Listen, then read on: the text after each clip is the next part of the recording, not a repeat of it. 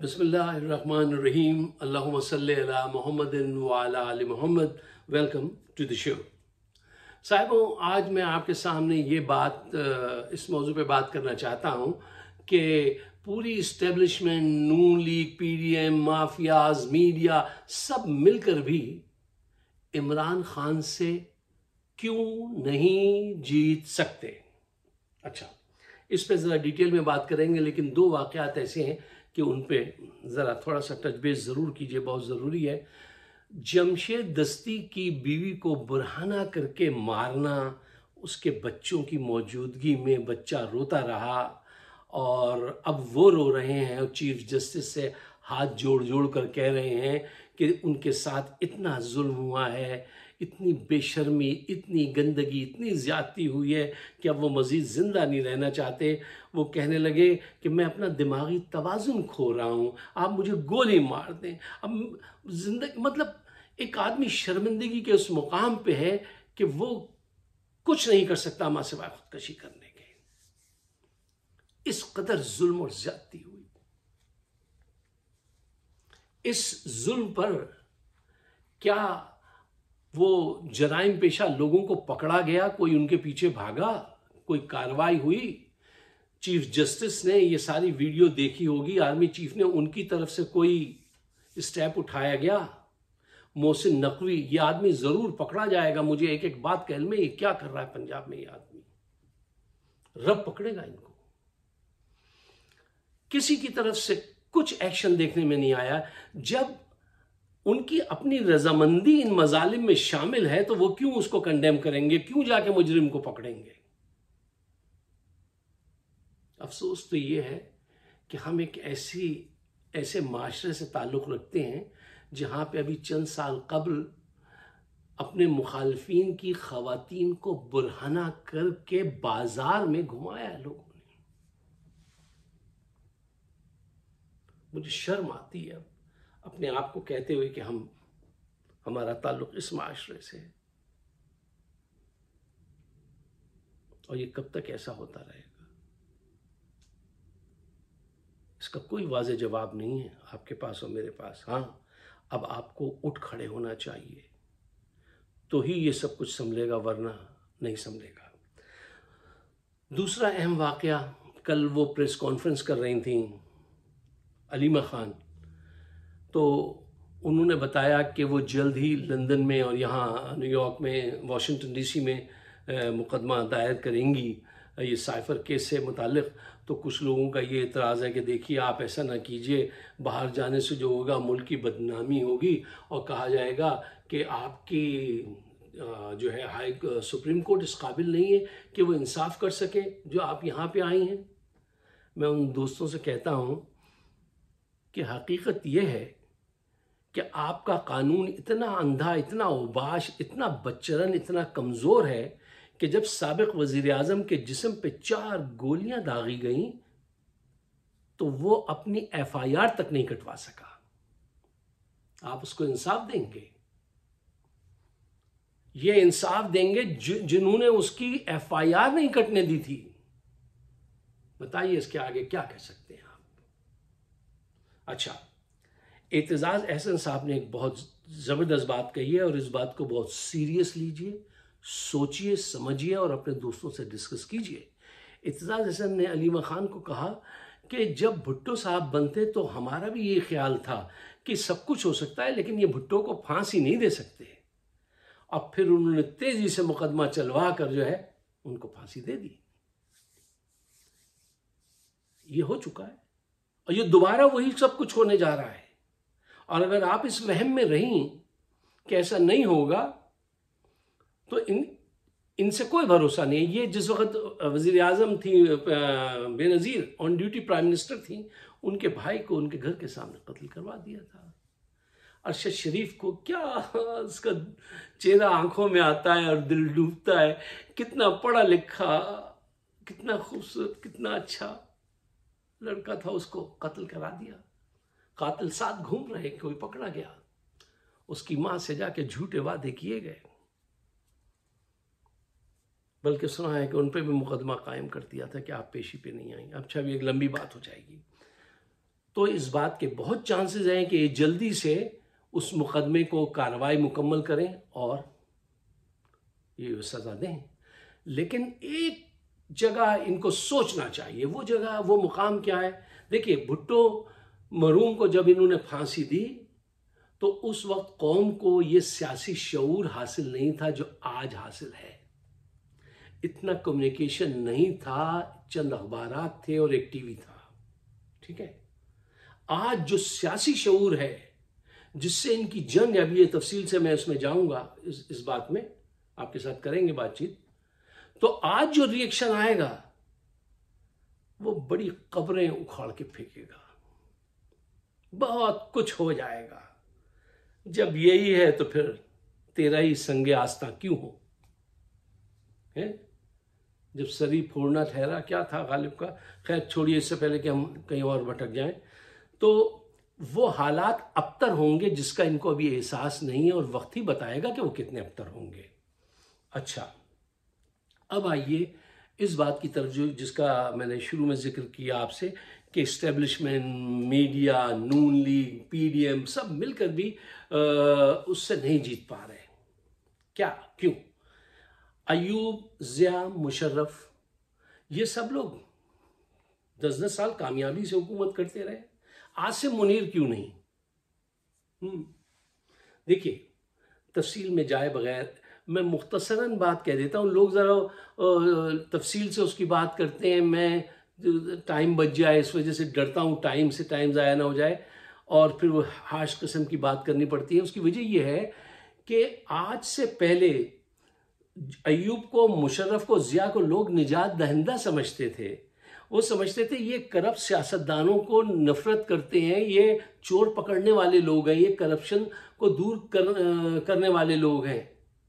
उस दौर में उनकी मालूमात ये थी, इसलिए अवाम उनको कबूल कर लेती थी। आज के दौर में अवाम को पता है कि ये बात ऐसी नहीं है जैसी हम समझ रहे थे। आज बाजवा की बेगम के उससे जब ये करोड़ों रुपए निकलते हैं तो लोग पूछते हैं। आज उनकी आयशा सिद्दीक़ा की जो किताब है मिलिट्री इंक, लंदन में से जो शाया हुई थी, उसमें बताती है कि बिलियंस ऑफ डॉलर के असासे हैं उन बिजनेसेस के जो ये जर्नल रन करते हैं, और क्या कुछ है, अब टाइम उसमें लग जाएगा। उसकी वजह से अब लोग जो हैं वो इनको सपोर्ट नहीं करते हैं।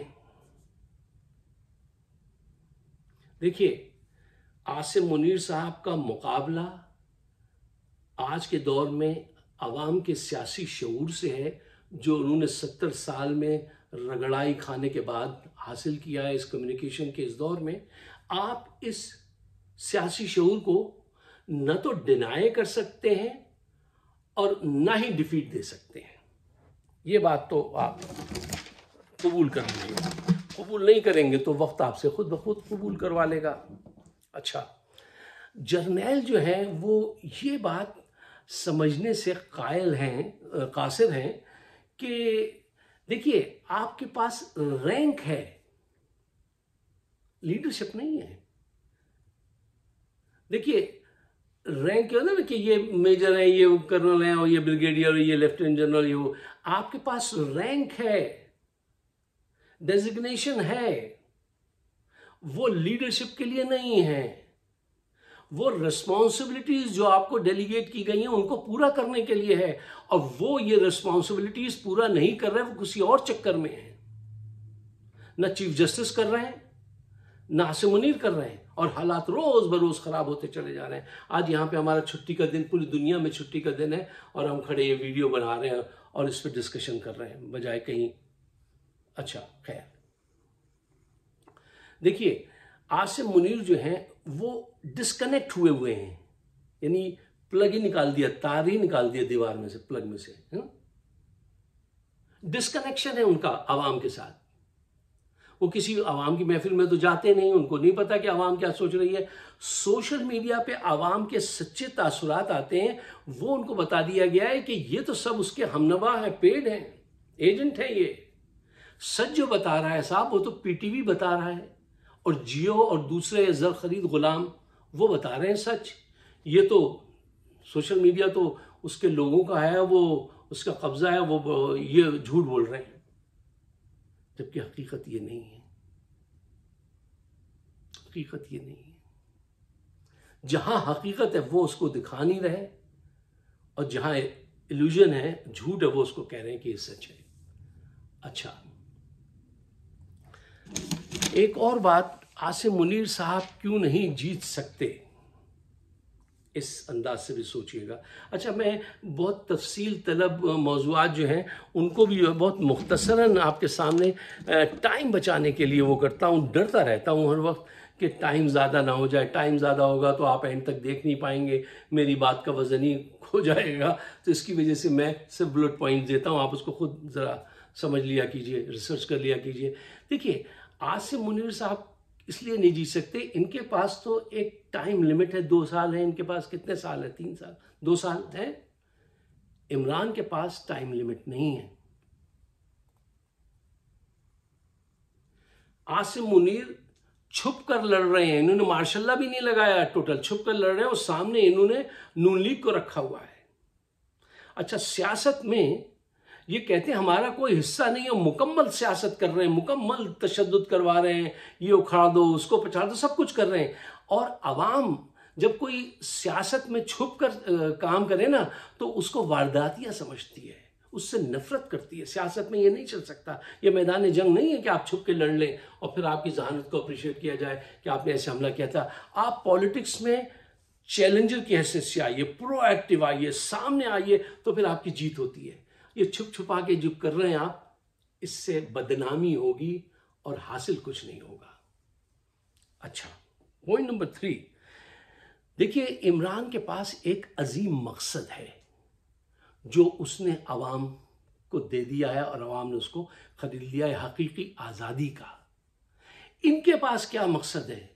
इनका कोई मकसद नहीं, ग्रेटर मकसद नहीं है। इनका सिर्फ मामला इख्तिदार को खास करप्ट लोगों के साथ रख के अपनी मनमानी जारी रखना है। ये इनका मंसूबा है। अब आप मुझे बताइए, सोचकर दयानतदारी के साथ, एक तरफ अवाम खड़ी हो जिसके सामने अपनी हकीकी आज़ादी हो कि हम 70 बरस तक लूटते रहे हैं जिन चोरों के हाथों, और जिनकी जायदादें पूरे पेरिस, इंग्लैंड और न्यूयॉर्क हर जगह हैं, और हमारे बच्चे भूख को तरसे, हमारा नौजवान फारिग फिर रहा है। वो जीतेगा या ये जीतेंगे? हकीकी आज़ादी लड़ने वाला ही जीतेगा। और ये इख्तिदार हासिल करने वाले, इनका सिर्फ इतना सा ऑब्जेक्ट है, वो जानते हैं इनको ये नहीं मिलेगा, ये लंदन भाग जाते हैं, फिर आ जाएंगे। इनमें से किसको जीतना चाहिए? आज तक अगर आप जरा इस पे स्टडी करें तो पता चलेगा जिनके नजदीक अजीम मकसद होता है वो जीत जाते हैं, और जिनका मकसद अजीम नहीं होता वो नहीं जीत पाते हैं। अच्छा, अजीम मकसद उस वक्त आप जीतते हैं जब आपके पास अच्छी लीडरशिप हो, ऑनेस्ट लीडरशिप हो। इस वक्त अवाम को एक ऐसे लीडरशिप मैसर है जो आदमी डटने वाला आदमी है, और वो इनके सामने झुकने वाला नहीं है। उसका अपना जो मकसद है वो पाकिस्तान की बेहतरी है, कोई चोरी चकारी उसका मकसद नहीं है, ये सब जानते हैं। मकसद अजीम है आपके पास, लीडर स्टेडफास्ट, बड़ा जबरदस्त लीडर है आपके पास। अब आपको जो है आगे बढ़ना है, और आगे बढ़कर जो है वो जाम संभालना है। देखिए, वक्त जो है, अगर आप उसको नहीं पढ़ पाते, वक्त की नब्ज पे हाथ रखने का मलिका आपको हासिल नहीं है। सिर्फ आपको लिफाफी सहाफ़ी हासिल है जो झूठ को सच बनाकर बेचने की कोशिश करते हैं। और अगर आप उनसे 2-4 स्पेसिफिक सवाल पूछें और ज़रा डिटेल में जाएं तो वो ऐसे खुलते हैं जैसे धागा खुल गया। वही मिलता था ना, क्या उसको हम कहते थे, लच्छा होता था वो पतंग उड़ाने के लिए, तो वो उसको जब खोलो तो खुलता चला जाता था। ये फिर ऐसे खुल जाते हैं और सबको पता चल जाता है कि ये मिस्टर लिफाफी हैं, ये जो बात कर रहे हैं। उनकी आखिरत दुनिया सब कुछ बेकार ही होती है, बस कुछ पैसे ऐसे मिल जाते हैं, और पैसा जो है उसकी वैल्यू कुछ नहीं है। और ये एंड पे जाके पता चलता है इन हज़रात को कि यार कहाँ वक्त ज़ाया कर दिया, बजाय इसके कि कुछ हक के साथ खड़े होते, कुछ सच्ची बात करते। अच्छा, बात चूँकि लंबी हो गई है तो इस बात के साथ इजाज़त दीजिए कि देखिए,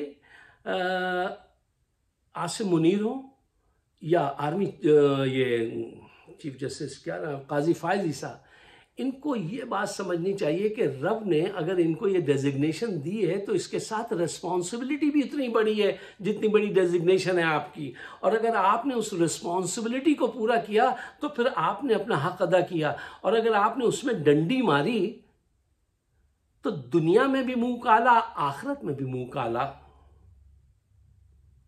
चॉइस आपकी है। आप हम सब वक्त की मीज़ान में तुल रहे हैं। पाकिस्तान को फेवर कर दो भाई, पाकिस्तान को कुछ फेवर कर दो। लोगों की बीवियों को नंगा कर रहे हो, मार रहे हो, उसके सारे वोटर्स जो उम्मीदवार उनके कागजात छीन रहे हो।